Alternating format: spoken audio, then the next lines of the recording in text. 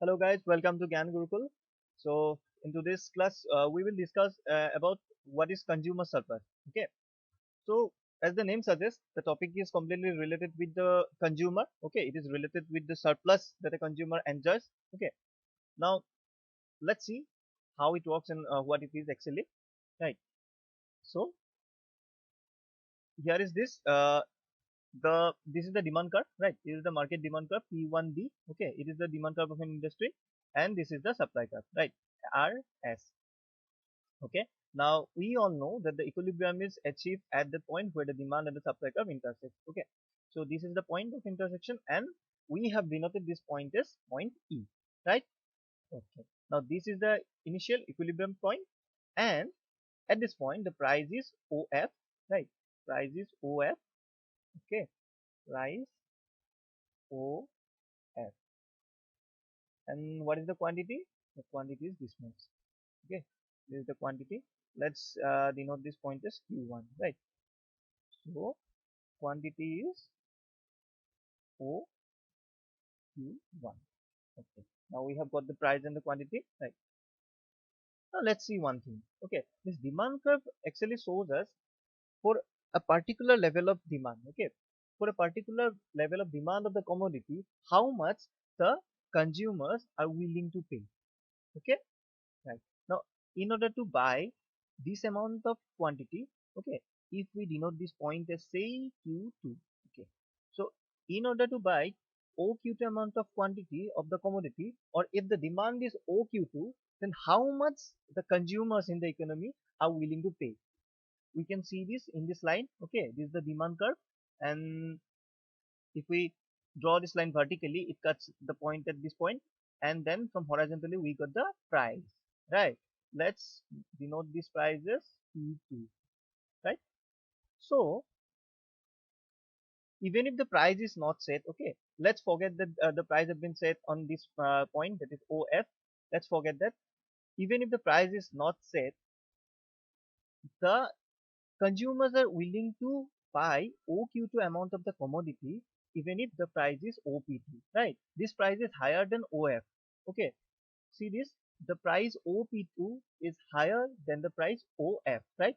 Even if the price is high than what it currently is, then also the consumers would have demand certain amount, at least certain amount. How much the amount is? OQ2. At least OQ2 amount would have been demanded in the economy, right? Now when the price is OF, the demand is OQ1, right? Now when the price is OF, the demand is OQ1. But if the price was more than OF, say OP2, even then the demand would have not zero, right? The demand would have how much? OQ2.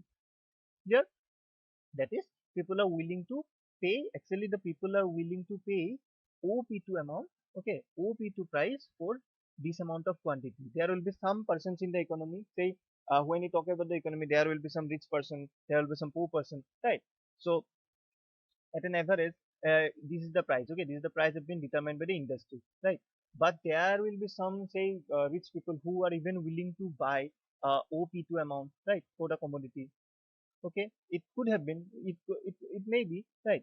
So even though they are willing to pay OP2 amount, but because the industry have set the price at OF, because this is the equilibrium price, the price have set on this point, that is OF, but certain people or certain consumers in the economy were willing to buy the commodity at OP2 price, right? Now this difference, that is OP2 and OF, this would be the consumer surplus for those consumers, right? This difference, that is what the price the consumers are willing to pay and what the price they actually pay. Okay, what they actually pay and what they are willing to pay, that difference is basically the consumer surplus, right? Those consumers who were willing to pay OP2 amount to buy this commodity, right? For them, the consumer surplus would be what? This amount, this amount right here, right? This difference. Okay. Now similarly, at every point, each and every point above this curve, okay, above this point, sorry, in the demand curve, if we look in the upper segment from this point, right, this way, at each and every point we can see that people are willing to pay um, a higher amount, right? A higher amount of price than what it currently is.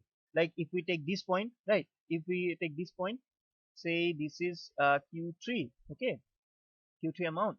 How much people are willing to pay? This amount, this point here. Say we have named this point as say P3, P3, right? So now you can see the OP3 price is greater than OF, right? Because there is a difference. There is a difference between this point and this point, right?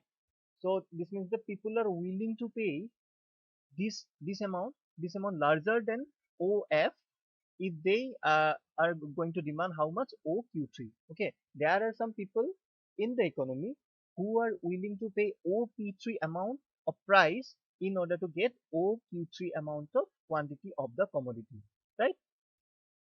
Though they are willing to pay OP3, but these people are also getting the commodity at a lower price, right? How much the price is? OF. They are getting this price at a, getting the commodity at a lower price, that is OF. So this difference between the price they are willing to pay and the price they actually pay, this is the consumer surplus, right?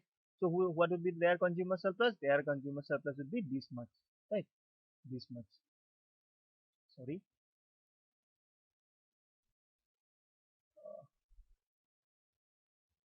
this whole. Okay, in this way we can say that from here to here, this whole area, okay, the area of the triangle, if I say P1FE, the area of this triangle, that is the triangle P1FE, right? P1FE. Okay, now this area of the triangle, that is the triangle P1FE, right? This one, this is the point P1, then this is F, this is E. So this triangle, okay, I am talking about this triangle, right? And the whole area of this triangle would be the consumer surplus, right? The area of the whole this triangle is called the consumer surplus. Why? Because at each and every point of this triangle, okay, if we look at say this point, right? We have talked about this point. Then say we take any one point. If we uh, vertically draw a straight line, and at the demand curve, we'll get such a point where we can see that the consumer is actually willing to pay an amount which is larger than what it is currently paying. What is the current price? Current price is OF, right? Any point towards the left of point E, right? In the demand curve, we can see the consumers are willing to pay a higher price, okay? A much higher price than the price OF, okay? Only at this point, okay? Only at this point, we can see that the consumer is exactly willing to pay price OF, and the actual price is also OF, right? So this is the equilibrium price where the price has been set, that is OF. Any point towards the left of this point, right, point F, at any point the consumers are willing to pay a higher price, and that is why they are getting a consumer surplus, that is they are getting a surplus amount, which is the what is the surplus amount? That is the difference between the price they are willing to pay then and the price they are actually paying, right? Obviously that would be a surplus. Say if you are a person, you are going to say buy a candy, right? You are willing to pay to give say 10 rupees for the candy, right? And someone is giving you the candy at rupees 5. Then obviously the 5 rupee that is left, it is a surplus for you, right? This also happens in case of any consumer for any commodity, right? If the market price that is prevailing in the market is less than what the consumers are actually willing to pay, okay, then that is going to be a surplus for them. And this whole area, that is the triangle P1FE, it denotes the consumer surplus, okay? The area of triangle PFE is consumer surplus, right? Thank you.